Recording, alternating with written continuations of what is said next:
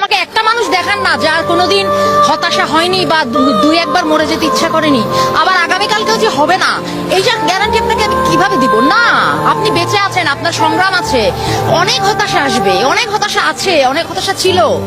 এই গত সপ্তাহ প্রচুর কান্নাকাটি করে আসছি, এটা জীবনের অংশ। দুঃখ দুঃখ লজ্জার ব্যাপার না, দুঃখ জীবনের অংশ। আপনি দুঃখকে সঙ্গে নিয়ে তারপরে বাঁচতে শিখেন। আপনি দুঃখ নাই আমি খুব হেসে হেসে বেড়াচ্ছি, এটা একটা ভণ্ডামি ভাই, এটা হয় না, এটা সত্য না, এটা একটা দেখানো ব্যাপার, এটা না। বরং আমার দুঃখ আছে, আমার দুঃখ ছিল, আমার দুঃখ থাকবে, কিন্তু আমি বাঁচবো, আমি খুশি থাকবো, আমার ভাগের জীবন আমি বেছে নিব, এটা আমার কথা। তা আপনি যে জিজ্ঞেস করছেন হতাশা ছিল কিনা, অনেক হতাশা ছিল, আরো অনেক হতাশা সামনে, আমি কিছুই দেখিনি, পিকচার আভি বহুত বাকি হ্যাঁ, অনেক হতাশা বাকি, ব্যাপার না, বাট আমি বাঁচতে চাই। তার মানে ব্যাপারটা হচ্ছে যে আমরা অনেক সময় অনেক সত্যটা আসলে লুকিয়ে যাই। আমাদের কথা হচ্ছে সত্যটা আসলে এটা আমাদের সমাজের একটা ব্যাপার, একটা প্র্যাকটিসটা এরকম যে দুঃখ পাওয়া খুব খারাপ ব্যাপার, আপনাকে সবসময় হাসি খুশি থাকতে হবে, একটা সফলতার চেহারা বহন করতে হবে যে আমি খুব সাকসেসফুল, আমি খুব ভালো আছি, আমার কোনোদিন আমার জীবনে কোথাও কোনো দুঃখ নাই। এগুলো হচ্ছে ভ্রান্ত প্রচারণা। বরং আপনি এটা ভাবতে পারেন যে যত বেশি যাকে দেখে বাইরে থেকে মনে হচ্ছে সুখী, ঘাপলা সেখানেই বেশি থাকতে পারে সম্ভবত। হ্যাঁ, আচ্ছা, সেই জায়গায় আমি আরেকটা কথা বলি, যখন দেখি যে তরুণ সমাজ আসলে ভীষণ রকম বিষণ্ণতায় ভুগছে, তখন তারা বিষণ্ণতার গান শুনছে। হ্যাঁ, যখন আমি খুবই দুঃখী তখন আমি দুঃখের গান শুনছি, হ্যাঁ, যখন আমি সুখী তখন আমি সুখের গান শুনছি।